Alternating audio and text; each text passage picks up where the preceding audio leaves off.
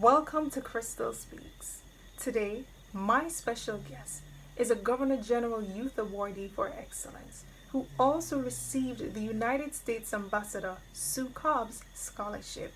She served as a Manchester Festival Queen, and when she graduated from the University of the West Indies in 2009, she was the only female to attain first class honors in linguistics. The former marketing and public relations manager for Jamaica Manufacturers and Exporters Association, JMEA.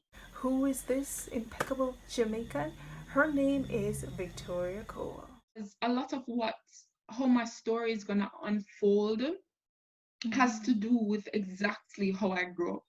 And I'm sure it's not the story that everybody would expect me to tell, because a lot of people think they know me, think they see me, and think they know what my life was like or is like.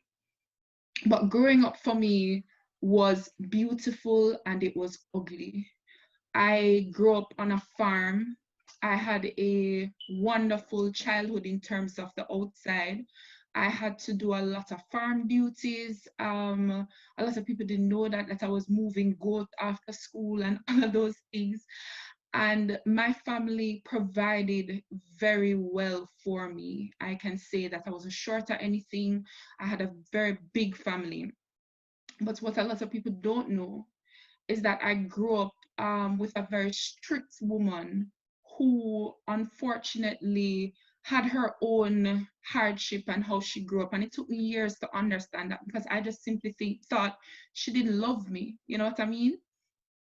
And I grew up being told every day, every single day, that I'm a cross, that I will amount to nothing, that all of these ugly things that as a child it really set a bad pace for me because it kind of started me off on this journey of fear of failure because I was told that's all that was going to be in my future.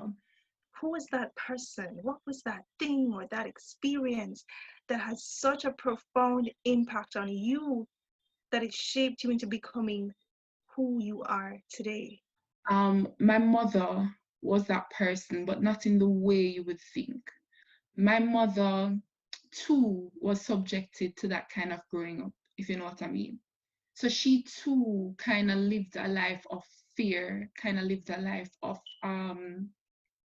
uncertainty. And she allowed a lot of people to kind of walk over her. She struggled a lot. She's like what I said, when a determined woman, a hardworking woman, a beautiful woman, a patient woman. My mother is more patient than anybody I've ever met. But she allowed people to walk over her. And because of that, I made up my mind that I would never be her. And a lot of people don't know. A lot of people say, who's your role model? And I'm like, I don't have a role model. I have an anti-role model. I love my mother to death, but she was that figure that I said I would always try to live my life to the fullest.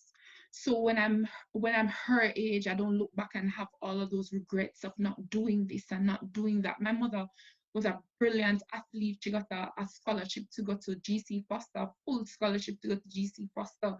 And because of her own fears and her own insecurities, she didn't really get to expand the way she could have. I kind of made up my mind that I was gonna be that person that is gonna take every opportunity I can, if you know what I mean, and just run with it. So she's kind of been that figure in my life that I love, and I just want to make sure that she's proud of me and she kind of lived vicariously through me. What came with that fear was depression. I lived 3 quarters of my life unhappy, miserable. I didn't know it was depressed. I just thought, this is life. Life is hard. And I was, because I felt the pain within me almost like on a daily basis, and I've never said this publicly before. There's almost a point in my life, like for years, I hated life, hated it. I would wake up every day and almost be angry at God, like, why you spare my life? I didn't want to live. I just get up every day and just did what I had to do, and I would go home and just cry myself to sleep because I was just so unhappy and so unfulfilled and so sad about within me, and everybody else thought, oh my gosh, Victoria has such a perfect life and Victoria was this, but behind the scenes Victoria was just a lost, sad person. And because I was so unhappy within me, it was important for me to make everybody else smile around me. And I was always that friend that would stay on the phone with you till you smile, always, because I never wanted anybody else to feel like how I was feeling on the inside.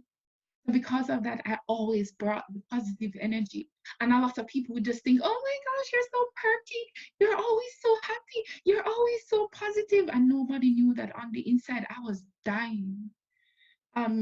I attempted suicide. I actually attempted suicide. And it was hard. It was a hard couple of years. It was hard.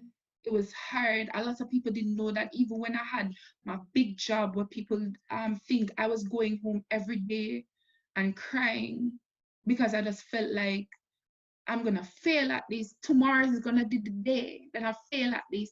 But every day I showed up, and every day I did my best. And every day I went home and cried, tomorrow is going to be the day. I'm going to fail at this. I'm going to get fired. And I would go to work and I would do my best. And now, when I'm a Christian, I can look back on it and know that God's hand was on me that entire time. A lot of people look at me and think, oh my gosh, you're so successful. Oh, you were so ambitious. You were so determined. No, I was scared. That's all it was. I was afraid of failing. So I was just trying to outrun failure as much as I can. So every opportunity that I could get, I take it because I think, okay, this is going to probably stop me from failing. And it wasn't a great life to live. It wasn't really, because you don't get to enjoy the successes that people are saying that you're succeeding, but in yourself you can't even stop and enjoy the fact that you're doing well at life. No, that's not how it felt at all. It felt like a struggle every day. And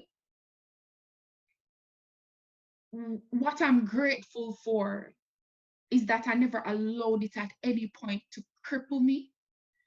But at the same time, it wasn't fulfilling until I found God. And I was able to read the word for myself. And I was able to find my confidence in the word. And that's why I know I'm speaking to you. I am genuinely confident. Oh, no, there's no facade anymore. No, I found my true positive mindset in God. He he the song say he took me up and he turned me around and he planted my feet on higher ground. Literally. I feel myself slowly finding out who God wants me to be, and I've embraced that. And no, I kind of just want to touch everybody with the peace I have, with the happiness I have within me. And know when my friends call me and want to talk or feel depressed or they're going through something, I can genuinely um share with them my joy, or help them without, when I come off the phone, I'm going to cry myself to sleep. The fact that you're going to ask me a question to say, where does your confidence come from? Where does your self-esteem come from? It's exactly why I need to do this interview. It was so impactful for me to achieve not only my first class honors, because I set out to achieve my first class honors, but then to find out at graduation that I was the only female in my year group that attained it. It was one male, one female. It was two of us that got the first class honors for linguistics that year, 2009. The the advice I give to people is, do it afraid. Do it afraid. Thank you so much for taking the time out to watch this video. If you enjoyed what I had to share, I'd appreciate it if you give the video a thumbs up, subscribe, and share it with someone else who may be able to find it helpful. So looking forward to talking to you on my Facebook account and on my Instagram account. I'm also looking forward to reading your comments down below. Until next time, take care, keep safe, and every day aim to be better, to do better, and to live your best life.